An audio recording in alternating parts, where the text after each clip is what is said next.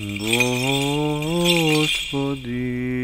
Исусе Христе, Сине Божий, помилуй меня грешного.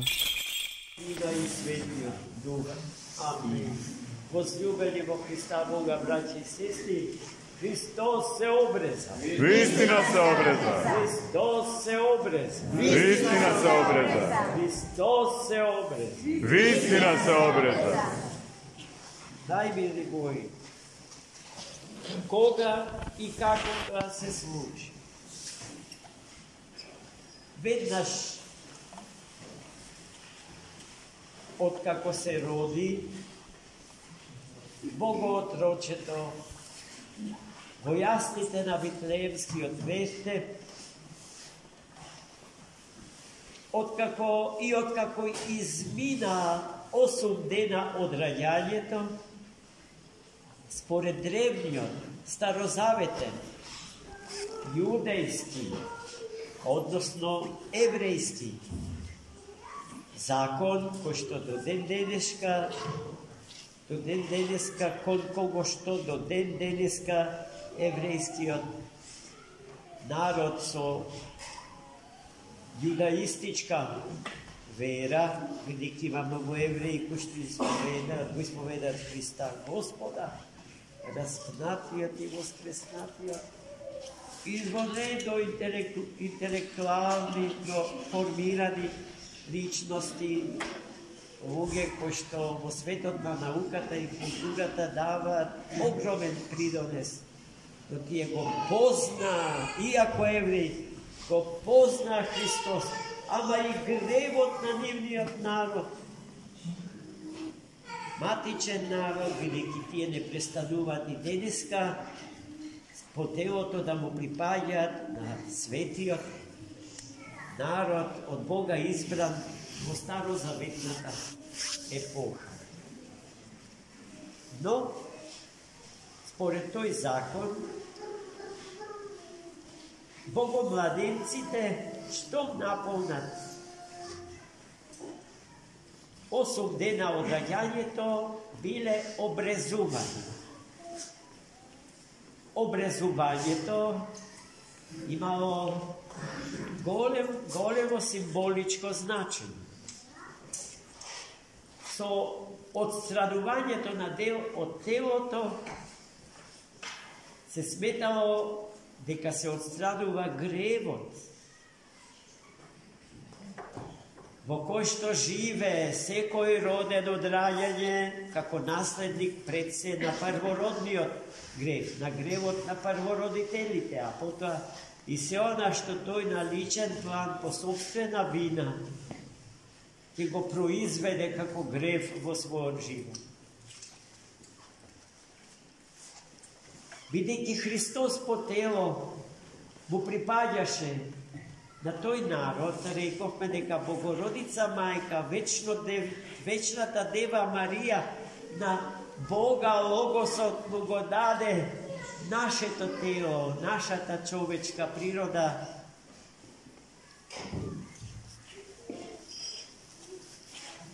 И на телесен, и на душевен, и на духовен план.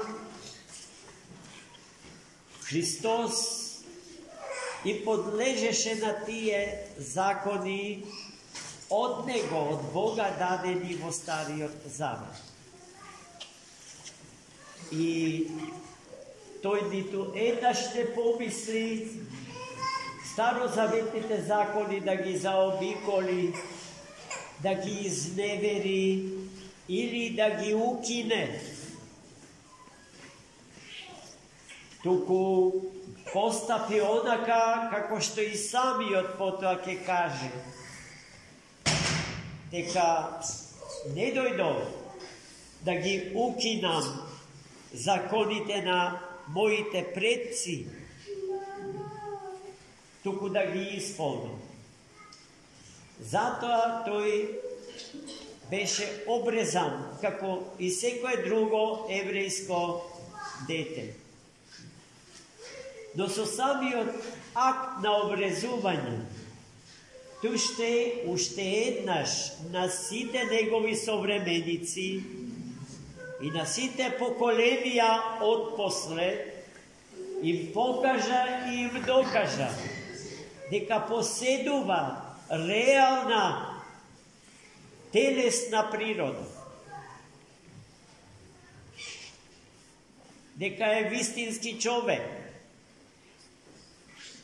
И сето тоа Христос намерно го прими и го изврши зарад пројавените ереси внатре во христијанската црква и надвор од неа, особено во гностичките кругови, кои што тврдеа дека Христос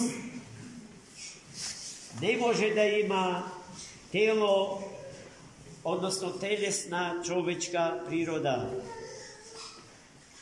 Ако сака да биде Бог, тој не може да падне толку ниско и да се вочовечи и да прими образ на слуга, тој кој што е Господар на животот и на вселената. Затоа Христос, меѓу другото и заради тоа, пристана да се обреже. И како второ се разбира тоа што пред малку го кажавме, за да го исполни старозаветниот закон, а не да го укине. Потоа обрезанието ќе стане еден вид икона за она што после неколку дена потоа ќе се случи во чинот на крштевањето. Бидејќи Христос каже, отстранувањето на дел од телото на човекот не ја очистува природата на човекот од гревот. Тоа што ја очистува природата на човекот од гревот е обрезанието на срцето. А обрезанието на срцето, целосната елиминација на гревовните талози, наследени по генетски пат од нашите предци, се случува во светата тајна крштевање.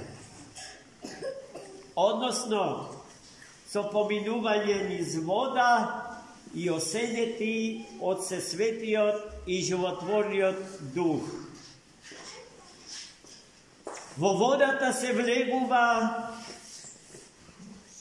и трократно крштеваниот целосно се потопува во водата и изнурнува од неа.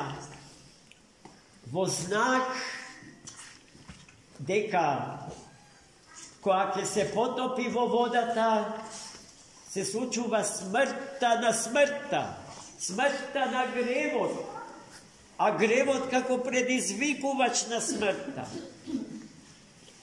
А при изнужнувањето од водите се случува воскресението и целосното возобновување на природата на човекот. Не станува збор за некаква реставрација на човечката природа, туку за целосно обновување на човечката природа и незината способност во себе да го прими несмртниот живот, животот на оној од чии раце е примен, животот и постоење. Во овој ист ден Светата Црква Божја благословува да се празнува и големото светило на црквата Свети Василий Велики. Свети Василий Велики е навистина еден од најдлабоките философи на Светата Црква, најумните, најмудрите, еден од најголемите подвижници на Светата Црква Божја.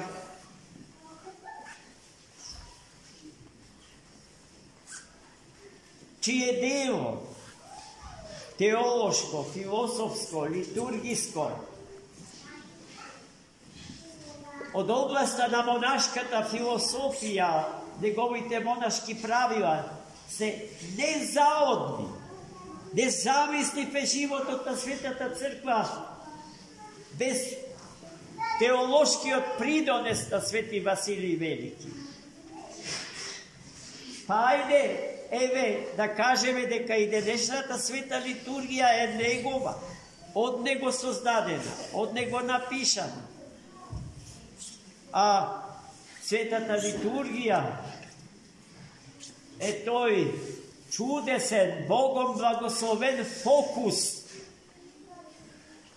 или собирна точка во која што се собира севкупниот живот на христијаните и од неа произлегува животот и постоењето на христијаните. Та спрема тоа нема да сгрешиме ако кажеме дека нема вистински живот надвор и без светата литургија.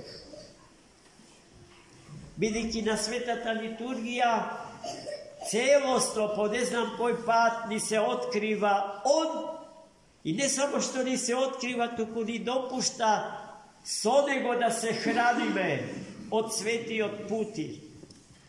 А оној кој што се храни со Бога се богати и се обожува. А тоа значи дека се стекнува со вечен и несмртен живот.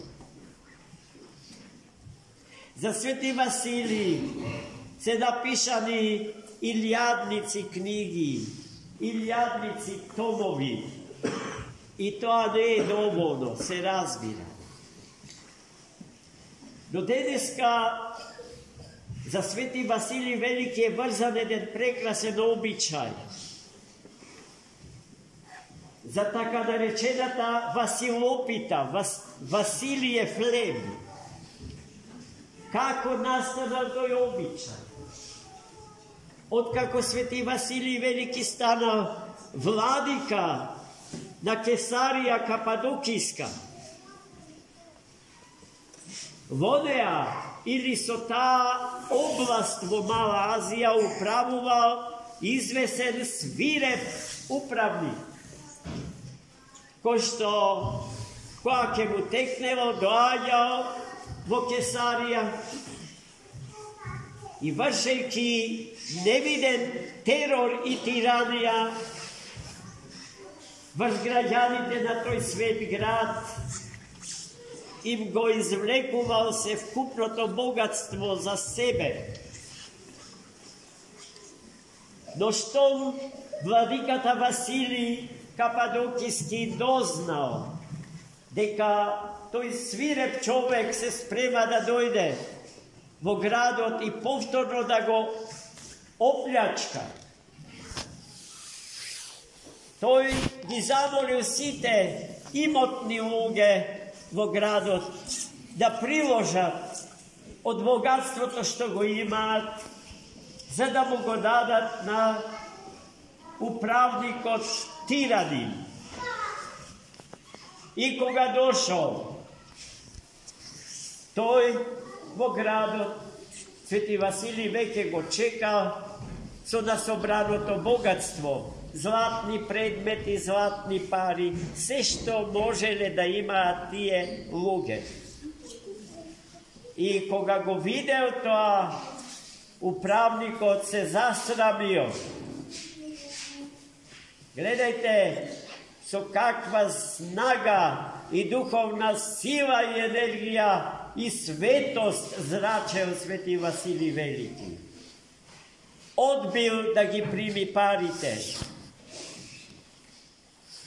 и се вратил дома така што никогаш повеќе не стапнал во Кесарија со старите навици. Но потоа се поставило прашање: а како сега да им ги вратиме предметите на приложниците? Бидејќи во таа гомила на предмети, исклучително вредни, никој веќе не може да препознае кој е чие. Свети Василий заповедал да се замесат лепчиња. И во лепчињата ставале нешто од накитот, нешто од парите. И ги повикал граѓаните на Кесарија. И денеска тој град постои во Кападокија, Цезарија се вика. И секому му давал по едно лепче. Кога се вратиле дома и ги прекршиле лепчињата, во лепчињата секој си ги нашол своите прилози, своите накити и своите пари. Тоа чудо го сотворил Господ преку великиот Василий Кападокиски. Во чест на тој настан и денеска ние православните христијани замесуваме Васил опита. Постои посебен рецепт. Јас би сакал сите вие да го научите и на денешен ден да ја замесувате така што водеа ќе ставите една паричка. За оној што ќе ја најде да се смета како човек под посебен благослов Божи во течењето на целата ова година која што почнува денеска, браќи и сестри. Па честита нова година. Христос се обред. За многу години.